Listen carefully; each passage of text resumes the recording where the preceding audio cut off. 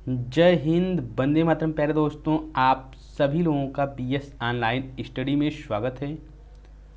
दोस्तों, इस वीडियो में हम लोग बात करेंगे सीटेट के मोस्ट इम्पॉर्टेंट सीडीपी क्वेश्चन, अर्थात दोस्तों चाइल्ड डेवलपमेंट के जितने भी मोस्ट इम्पॉर्टेंट प्रश्न हैं जो आपके सीटेट एग्ज़ाम में प्रीवियस ईयर में आए हुए हैं। तो दोस्तों, आप सभी लोगों को बता दें, यह जो क्वेश्चन है ये सभी क्वेश्चन सन 2011 से लेकर 2020 तक के जितने भी क्वेश्चन मोस्ट इम्पॉर्टेंट हैं उनमें से टॉप 100 क्वेश्चन को जो है हम लेके आए हुए हैं। तो दोस्तों, ये सभी जो क्वेश्चन हैं आप सभी लोगों के लिए मोस्ट इम्पॉर्टेंट हैं, तो आप लोग वीडियो को ज़रूर देखें, क्योंकि इनमें से आपके प्रश्न ज़रूर जो है 2-3 क्वेश्चन आपको देखने के लिए जो है एग्ज़ाम में मिल सकते हैं। तो दोस्तों, देर न करते हुए चलिए आज की वीडियो को शुरू करते हैं। तो जैसा कि दोस्तों आप लोग देख सकते हैं, पहला प्रश्न है, टर्मन के अनुसार 90 से 100 बुद्धि लब्धि का बालक माना जाता है। तो टर्मन के अनुसार दोस्तों बुद्धि लब्धि जो है 90 से 100 के बीच में क्या माना जाता है? मंद बुद्धि, क्षीण बुद्धि, सामान्य बुद्धि या श्रेष्ठ बुद्धि। तो दोस्तों यहाँ पे 4 ऑप्शन दिए गए हैं, इनमें से एक ऑप्शन सही है। तो दोस्तों जो सही ऑप्शन होगा हम उस ऑप्शन को आप लोगों को बताएंगे ताकि आप लोगों का समय कम लगे। तो टर्मन के अनुसार जो 90 से 110 बुद्धि लब्धि का बालक माना जाता है वह माना जाता है दोस्तों सामान्य बुद्धि लब्धि का। कौन सा बालक माना जाता है? सामान्य बुद्धि लब्धि का बालक माना जाता है। चलिए दोस्तों बढ़ते हैं नेक्स्ट क्वेश्चन की तरफ। अगला प्रश्न है दोस्तों, किस व्यवहारवादी ने कहा है, मुझे नवजात शिशु दे दूं, मैं उसे डॉक्टर, वकील, चोर या जो चाहूं बना सकता हूं। तो दोस्तों इस प्रश्न का आपका राइट आंसर हो जाएगा वाटसन। दोस्तों वाटसन महोदय थे, उन्होंने कहा था कि आप मुझे एक नवजात शिशु दे दीजिए और उस नवजात शिशु को आप जो चाहेंगे मैं बना सकता हूं। अगर आप उसे कहेंगे तो डॉक्टर बनाएंगे, और वकील चाहूँ तो वकील बना सकता हूं, चोर चाहूँ तो चोर भी बना सकता हूं, या मैं चाहूँगा वो उसे बना सकता हूँ। अगला प्रश्न है दोस्तों, वह मापनी जिसमें अंतराल के समस्त गुण के साथ परम शून्य हो क्या कहलाता है? तो दोस्तों इस प्रश्न का जो आपका राइट आंसर हो जाएगा वह हो जाएगा अनुपात मापनी। क्या कहलाता है? अनुपात मापनी कहलाता है। अगले प्रश्न को देखते हैं। अगला प्रश्न है दोस्तों, SOR किसके द्वारा प्रस्तावित किया गया है? तो SOR दोस्तों जो है वह वुडवर्थ महोदय के द्वारा प्रस्तावित किया गया है। किसके द्वारा? तो वुडवर्थ महोदय के द्वारा दोस्तों इसको जो है प्रस्तावित किया गया है। चलिए दोस्तों बढ़ते हैं नेक्स्ट प्रश्न की तरफ। अगला प्रश्न है दोस्तों, ध्यान आकर्षण होने में किसकी प्रमुख भूमिका होती है? ध्यान आकर्षित होने में किसकी मुख्य भूमिका होती है? तो दोस्तों इस प्रश्न का जो आपका राइट आंसर हो जाएगा वह हो जाएगा रुचि। यानी ध्यान आकर्षित होने में किसकी प्रमुख भूमिका होती है? तो दोस्तों रुचि की जो है मुख्य भूमिका होती है। चलिए दोस्तों बढ़ते हैं नेक्स्ट प्रश्न की तरफ। दोस्तों नेक्स्ट प्रश्न है, निम्नलिखित में से कौन सा अधिगम के पठार का कारण नहीं है? तो अधिगम के पठार का जो कारण नहीं है वह है दोस्तों विद्यालय का असहयोग। क्या नहीं है? विद्यालय का असहयोग। तो दोस्तों आप लोग देख सकते हैं जितने भी प्रश्न हैं यह प्रीवियस ईयर के मोस्ट इम्पॉर्टेंट प्रश्न हैं। तो दोस्तों वीडियो को बिना स्किप किए हुए देखें और इस वीडियो को अपने मित्रों को भी शेयर करें। तो नेक्स्ट प्रश्न है दोस्तों, मूल प्रवृत्तियों को 14 प्रकार से किसने वर्गीकृत किया? दोस्तों most important, very most important प्रश्न दोस्तों। इसका जो ऐसे प्रश्न दोस्तों आपके एग्जाम में सेम टू सेम छप सकते हैं। तो दोस्तों आप लोग वीडियो को पूरा देखें। तो मूल प्रवृत्तियों को 14 प्रकार से किसने वर्गीकृत किया था? तो दोस्तों इस प्रश्न का जो आपका राइट आंसर हो जाएगा वह हो जाएगा मैकडूगल। दोस्तों मैकडूगल महोदय थे, इन्होंने मूल प्रवृत्तियों को 14 प्रकार में वर्गीकृत किया था। अगला प्रश्न है दोस्तों, क्रिया प्रसूत अनुबंधन सिद्धांत किसने प्रतिपादन किया? तो क्रिया प्रसूत का जो अनुबंधन सिद्धांत है इसको दोस्तों जो है स्किनर महोदय ने प्रतिपादित किया था। किसने किया था? तो स्किनर महोदय ने प्रतिपादित किया था। चलिए बढ़ते हैं नेक्स्ट प्रश्न की तरफ। नेक्स्ट प्रश्न है दोस्तों, एक बालक जो साइकिल चलाना जानता है, मोटर बाइक चलाना सीख जाता है, यह किसका उदाहरण है? तो दोस्तों ऑप्शन इसका जो राइट आंसर हम बात करें तो कहें तो ऊर्ध्व अधिगम अंतरण का है। किसका है? ऊर्ध्व अधिगम अंतरण। अर्थात दोस्तों एक जो बालक है वह पहले साइकिल चलाना यानी छोटी चीज़ों को सीखता है और उसके बाद फिर जो उससे बड़ी चीज़ों को सीख रहा है तो वह ऊर्ध्व अधिगम का अंतरण कहलाता है। नेक्स्ट क्वेश्चन को देख सकते हैं तो यहाँ पे दिया गया है निम्न में से कौन सा युग्म सही नहीं है?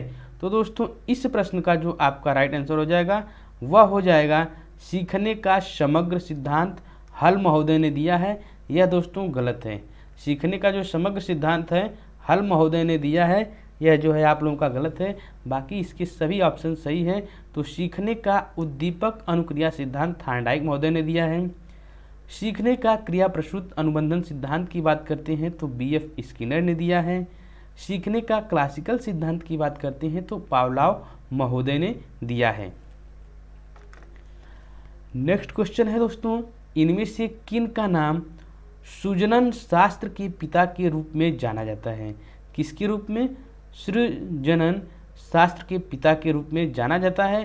तो इसका जो राइट आंसर हो जाएगा वह हो जाएगा दोस्तों गाल्टन। तो गाल्टन महोदय को दोस्तों सृजनन शास्त्र के पिता के रूप में जाना जाता है। नेक्स्ट प्रश्न है दोस्तों, सृजनात्मकता मौलिक परिणामों को अभिव्यक्त करने की मानसिक प्रक्रिया है, यह कथन किसका है?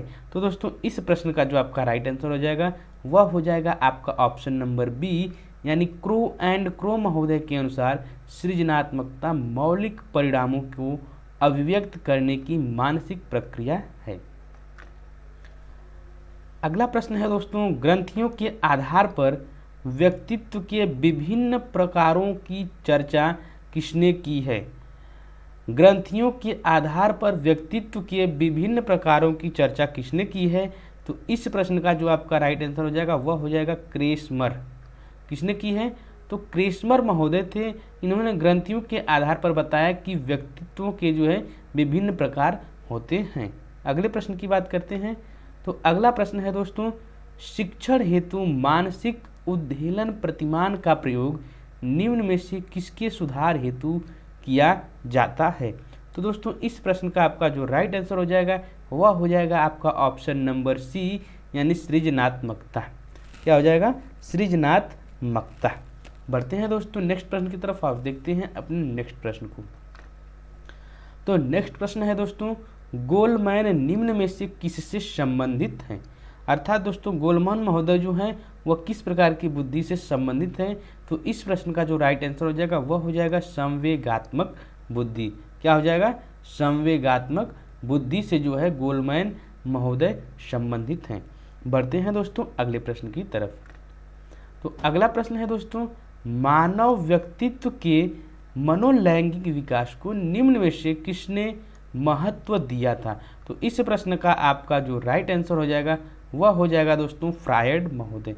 तो फ्रायड महोदय ने दोस्तों मानव व्यक्तित्व के मनोलैंगिक विकास को निम्न में से महत्व दिया, तो फ्रायड महोदय ने दिया।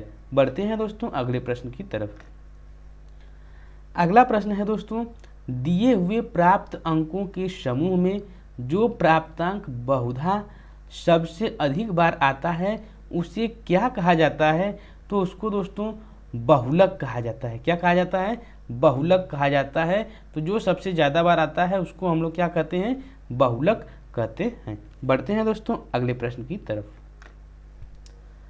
अगला प्रश्न है दोस्तों, सूझ द्वारा सीखने के सिद्धांत का प्रतिपादन किसने किया है? तो सूझ द्वारा सीखने का जो प्रतिपादन है वह किसने किया है और किस पर? तो दोस्तों कुत्ते पर किया गया है। किस पर किया गया है? सूझ द्वारा सीखने का प्रतिपादन कुत्ते पर किया गया है। बढ़ते हैं दोस्तों नेक्स्ट प्रश्न की तरफ। तो नेक्स्ट प्रश्न है दोस्तों, कार्य को आरंभ करने, जारी रखने और नियमित करने की प्रक्रिया क्या है? कार्य को आरंभ करने, जारी रखने और नियमित करने की जो प्रक्रिया है वह है दोस्तों प्रेरणा। क्या है दोस्तों? प्रेरणा है। चलिए दोस्तों बढ़ते हैं नेक्स्ट प्रश्न की तरफ। नेक्स्ट प्रश्न है दोस्तों, दूसरे व्यक्ति के बाह्य व्यवहार की नकल है। दूसरे व्यक्ति की बाह्य व्यवहार की नकल क्या कहलाती है? तो अनुकरण कहलाती है। यानी आप किसी भी दूसरे व्यक्ति को देखकर उसकी नकल करते हैं, उससे कुछ सीखते हैं, तो वह अनुकरण कहलाता है। क्या कहलाता है? अनुकरण कहलाता है।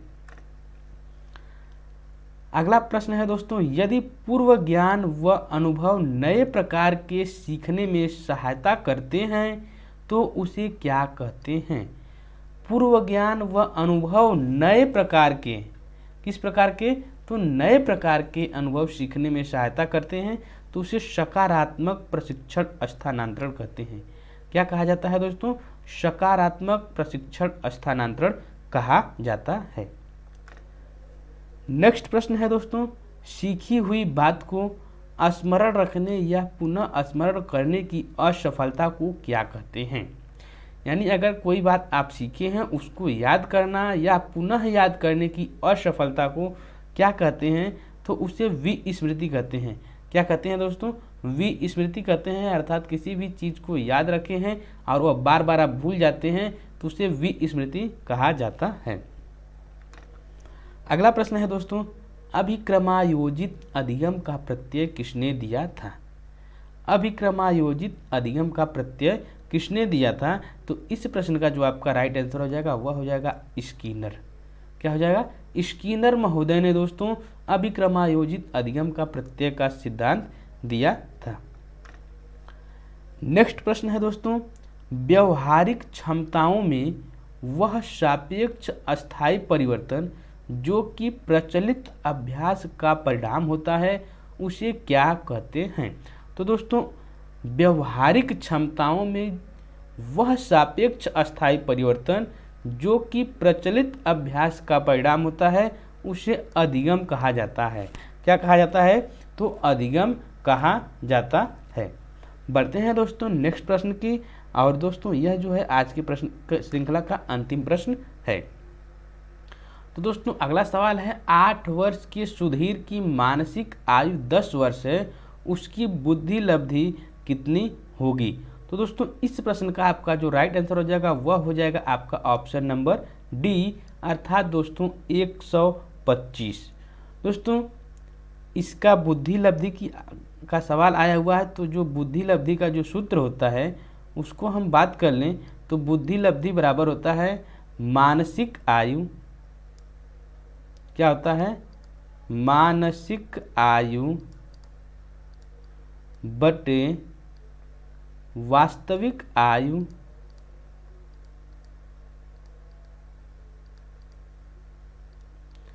गुणे में 100।